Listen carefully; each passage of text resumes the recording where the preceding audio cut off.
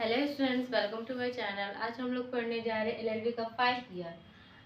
पिछले वीडियो में मैंने आप लोगों को 4th ईयर का जितना भी टॉपिक्स था उन सभी को क्लियर कर दिया है। अगर आप लोगों ने पिछले वीडियोस नहीं देखे होंगे तो जाकर देख लीजिएगा लिंक में।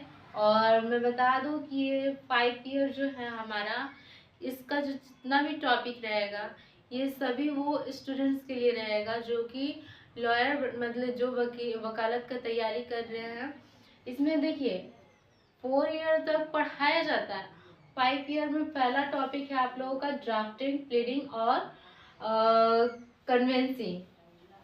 ये देखिए जितना भी है इन सभी में बताया जाता है कि किस तरह से कोई भी वकील अपने पक्ष का कार्य, चाहे न्यायालय में कार्य, चाहे उनका व्यवहार, चाहे किस तरह से न्यायालय में कोई भी केस या जो भी चीज़ जिस तर्क को देना रहे वो तर्क कैसे देंगे, इन सभी चीज़ों के बारे में 5 ईयर की फर्स्ट टॉपिक ड्राफ्टिंग, प्लीडिंग और कन्वेंसिंग में है। तो पहला हम लोग है ना टॉपिक पढ़ लेते हैं। पहला है ड्राफ्टिंग।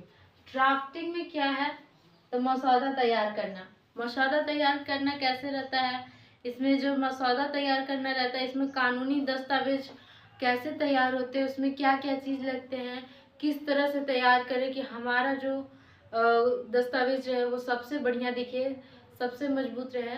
इन सभी चीज़ को ध्यान में रखते हुए पहला आ जाता है हमारा प्लांट यानी वाद पत्र। दूसरा है लिखित बयान।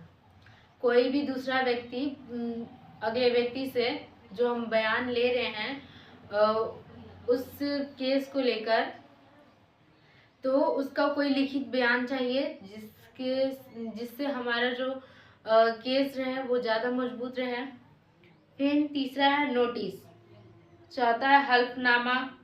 पांचवा है अनुबंध। और छठा है जमानत आवेदन।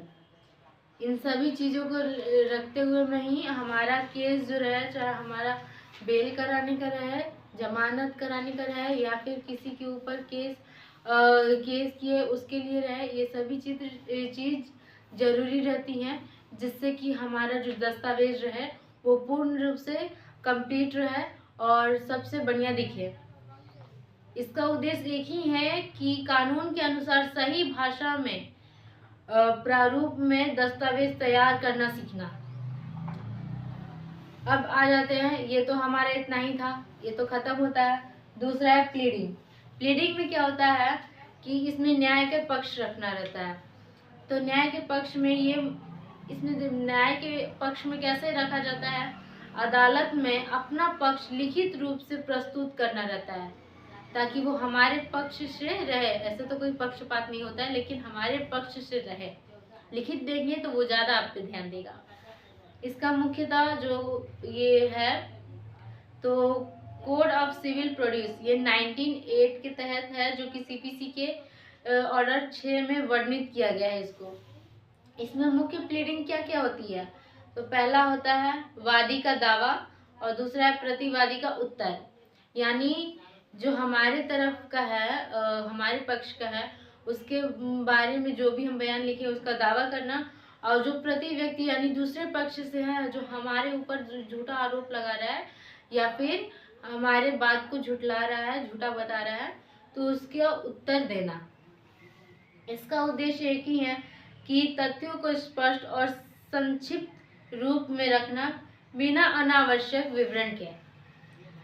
अब ये भी हमारा कंप्लीट होता है। लास्ट आता है कन्विंसिंग। कन्विंसिंग में जज को अपने पक्ष के निर्णय के लिए तर्क और साक्ष्य के आधार पर आश्वासन करना ही कन्विंसिंग रहता है। इसमें क्या क्या चीज शामिल रहते हैं, तो पहला हमारा मौखिक बहस। इसमें बहस वगैरह होती है दो वकीलों के बीच।